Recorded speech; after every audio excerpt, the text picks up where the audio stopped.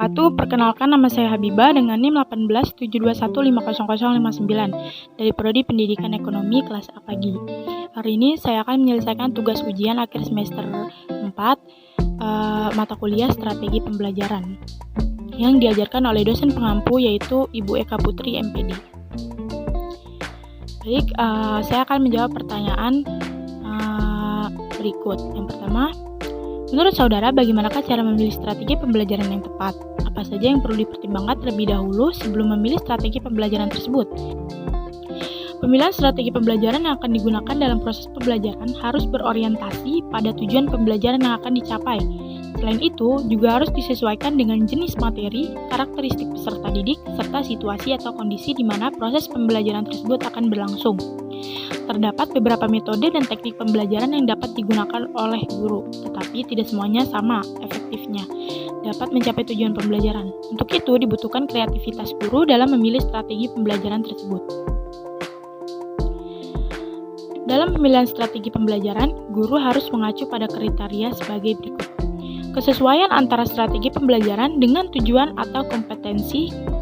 Yang kedua, kesesuaian antara strategi pembelajaran dengan jenis pengetahuan yang akan disampaikan, kesesuaian antara strategi pembelajaran dengan sasaran, biaya, kemampuan strategi pembelajaran kelompok atau individu, karakteristik strategi pembelajaran, kelemahan maupun kelebihan, dan yang terakhir waktu.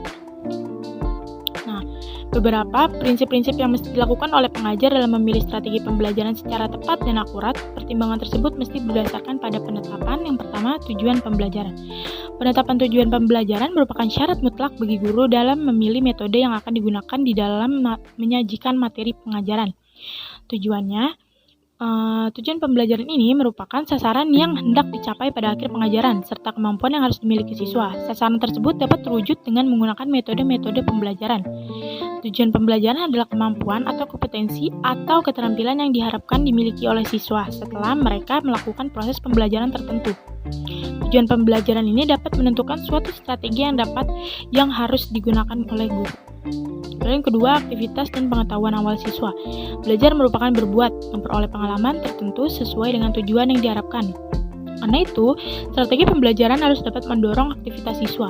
Aktivitas tidak dimaksudkan hanya terbatas pada aktivitas fisik saja, akan tetapi juga meliputi aktivitas yang bersifat psikis atau aktivitas mental. Pada awal atau sebelum guru masuk ke dalam kelas, memberi materi pengajaran kepada siswa, ada tugas guru yang tidak boleh dilupakan, adalah untuk mengetahui pengetahuan awal siswa. Sewaktu memberi materi pengajaran, kelak guru tidak kecewa dengan hasil yang dicapai siswa. Untuk mendapat pengetahuan awal siswa, guru dapat melakukan pretest tertulis, tanya jawab di awal pelajaran. Dengan mengetahui pengetahuan awal siswa, guru dapat menyusun strategi, memilih metode pembelajaran yang tepat pada siswa-siswa. Yang ketiga, integritas bidang studi atau pokok bahasan. Mengajar merupakan usaha mengembangkan seluruh pribadi siswa. Mengajar bukan hanya mengembangkan kemampuan kognitif saja, tetapi juga meliputi pengembangan aspek afektif dan aspek psikomotor. Karena itu, strategi pembelajaran harus dapat mengembangkan seluruh aspek kepribadian secara terintegritas. Pada sekolah lanjutan, tingkat pertama dan sekolah menengah, program studi diatur dalam 3 kelompok. Pertama, program pendidikan umum. Kedua, program pendidikan akademik. Ketiga, program pendidikan agama, PKN, penjas, dan kesenian. Dikelompokkan ke dalam program pendidikan umum. Program pendidikan akademik, bidang studinya berkaitan dengan keterampilan. Karena itu, metode yang digunakan lebih berorientasi pada masing-masing ranah kognitif, afektif, dan psikomotorik yang terdapat dalam pokok bahasan. Yang keempat, alokasi waktu dan sarana penunjang. Waktu yang tersedia dalam pemberian materi pelajaran, satu pelajaran yaitu 1 jam pelajaran 45 menit. Maka, metode yang dipergunakan telah dirancang sebelumnya, termasuk di dalamnya perangkat penunjang pembelajaran. Perangkat pembelajaran itu dapat digunakan oleh guru secara berulang-ulang, seperti transparan, chart, video pembelajaran, film, dan sebagainya. Metode pembelajaran disesuaikan dengan materi, seperti bidang studi biologi. Metode yang akan diterapkan adalah metode praktikum. Bukan berarti metode lain tidak bisa kita pergunakan. Metode ceramah sangat perlu yang waktunya dialokasi sekian menit untuk memberi petunjuk, aba-aba, dan arahan. Kemudian, memungkinkan mempergunakan metode diskusi, karena dari hasil praktikum, siswa memerlukan diskusi kelompok untuk memecah masalah atau problem yang akan mereka hadapi. kelima, jumlah siswa. Idealnya, metode yang kita terapkan di dalam kelas perlu mempertimbangkan jumlah siswa yang hadir, rasio guru dan siswa agar proses belajar mengajar efektif. Ukuran kelas menentukan keberhasilan, terutama pengelolaan kelas dan penyampaian materi. Dan yang keenam, pengalaman dan kewibawaan pengajar. Guru yang baik adalah guru yang berpengalaman. Peribahasa mengatakan, pengalaman adalah guru yang baik. Hal ini diakui di lembaga pendidikan. Kriteria guru berpengalaman, dia telah mengajar selama lebih kurang 10 tahun. Maka sekarang bagi calon kepala sekolah boleh mengajukan permohonan menjadi kepala sekolah bila telah mengajar 5 tahun. Dengan demikian, guru harus memahami seluk-beluk persekolahan. Di samping berpengalaman, guru harus berwibawa. Kewibawaan merupakan syarat mutlak yang bersifat abstrak bagi guru. Karena guru harus berhadapan dan mengelola siswa yang berbeda latar belakang akademik dan sosialnya. Guru merupakan sosok tokoh yang disegani, bukan ditakuti oleh anak-anak didiknya. Nah, untuk pertanyaan yang kedua itu apakah strategi pembelajaran peningkatan kemampuan berpikir cocok untuk digunakan pada setiap jenjang pendidikan? Utarakan pendapat saudara. Menurut saya cocok, karena melalui strategi pembelajaran ini untuk meningkatkan kemampuan berpikir, menekankan kepada proses mental siswa secara maksimal sehingga para siswa menjadi paham ketika seorang guru tersebut memberikan pertanyaan. Lalu pertanyaan ketiga, apa yang akan saudara lakukan ketika strategi yang saudara terapkan ternyata tidak dapat membangkitkan motivasi siswa dalam belajar mengajar sehingga berdampak pada nilai? Motivasi belajar sangat berpengaruh terhadap hasil belajar siswa, karena dengan adanya motivasi akan menjadikan peserta didik semangat dalam mengikuti pembelajaran.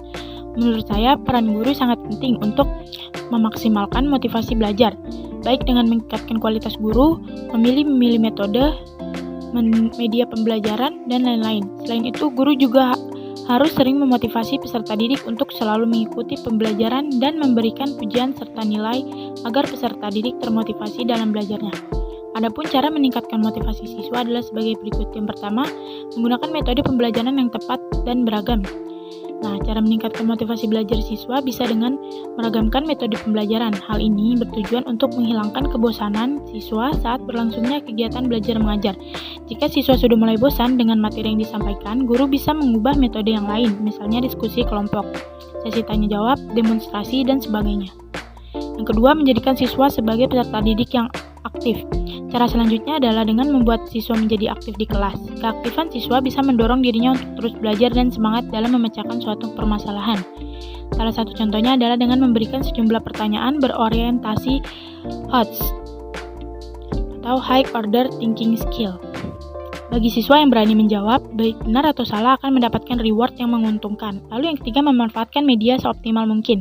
Guru bisa memanfaatkan media sebagai salah satu cara meningkatkan motivasi belajar siswa. Melalui media, siswa bisa mendapatkan hal baru yang belum pernah mereka dapatkan sebelumnya. Adapun contohnya adalah dengan menampilkan visualisasi pembelajaran yang sedang berlangsung. Melalui visualisasi, siswa bisa lebih mudah memahami suatu materi. Jika mereka paham, pasti mereka akan semangat dan termotivasi untuk terus belajar. Yang keempat, menciptakan kompetisi. Kompetisi ini bisa menumbuhkan motivasi tersendiri bagi siswa. Melalui kompetisi, mereka akan saling membutuhkan bahwa mereka lah yang terbaik, membuktikan. Agar menjadi yang terbaik, siswa dituntut untuk terus belajar. Nah, kondisi inilah yang nantinya bisa meningkatkan motivasi belajar siswa. Contohnya, motivasi belajar siswa melalui kompetisi adalah dengan membuat cerdas cermat di dalam kelas. Bagi kelompok yang menang, tentu akan mendapatkan hadiah dan tambahan nilai, sementara itu kelompok yang kalah hanya akan mendapatkan tambahan nilai saja. Yang kelima, mengadakan evaluasi secara berkala. Gunanya untuk mengukur kompetensi siswa. Melalui evaluasi, Bapak Ibu guru bisa melakukan keefektifan pembelajaran yang telah dilakukan. Jika hasil evaluasi selalu menunjuk hasil yang baik, maka bisa disimpulkan bahwa sebagian besar siswa memiliki motivasi belajar yang cukup besar. Contohnya, dengan membuat penilaian terkait aktivitas siswa, misalnya tugas dan kuis. Lalu untuk pertanyaan yang keempat, jelaskanlah makna pembelajaran dengan menggunakan strategi pembelajaran induktif dan edukatif, dan bagaimana cara implementasinya di kelas. Strategi pembelajaran induktif ini dirancang berdasarkan teori konstruktivisme dalam belajar. Pembelajaran ini membutuhkan guru yang tampil dalam bertanya atau questioning dalam penerapannya. Melalui pertanyaan-pertanyaan inilah, guru akan membimbing siswa membangun pemahaman terhadap materi pelajaran dengan cara berpikir dan membangun ide. Tingkat keefektifan model pembelajaran induktif ini sangat tergantung pada keterampilan guru dalam bertanya dan mengarahkan pembelajaran. Nah, pengimplementasian model pembelajaran ini Yang pertama, guru memilih konsep, prinsip, aturan yang akan disajikan dengan pendekatan edukatif. Lalu yang kedua, guru menyajikan contoh-contoh khusus, prinsip yang bersifat umum, lengkap, dan definisi dan contoh-contohnya. Yang ketiga, guru menyajikan contoh-contoh khusus agar siswa dapat menghubungkan antara keadaan khusus dengan aturan umum yang didukung oleh media yang cocok. Dan yang terakhir, guru menyajikan bukti-bukti untuk mendukung atau menolak kesimpulan bahwa keadaan umum itu merupakan gambaran dan keadaan khusus. Lalu, strategi pembelajaran edukatif. Dengan strategi ini, terkadang sering disebut pembelajaran tradisional, yaitu guru memulai dengan teori-teori yang bersifat umum, lalu meningkat ke penerapan teori atau contoh. Pembelajaran dengan pendekatan edukatif ini menekankan pada guru mentransfer informasi atau pengetahuan kepada siswa. Pengimplementasian mode pembelajaran dengan pendekatan edukatif. Yang pertama, guru mulai dengan kaidah-kaidah konsep atau pernyataan yang mana dalam pembelajaran diupayakan untuk membuktikannya. Yang kedua, guru memberikan contoh-contoh yang menunjukkan pembuktian dari konsep yang diambil. Yang ketiga, guru memberikan pertanyaan kepada siswa untuk mendapatkan jawaban dari pemikiran itu sendiri. Pemikiran siswa tersebut. Siswa memberikan beberapa kategori dari contoh yang diberikan oleh guru. Baik, itulah saja yang dapat saya sampaikan dari materi berikut. Kurang lebihnya mohon maaf. Wassalamualaikum warahmatullahi wabarakatuh.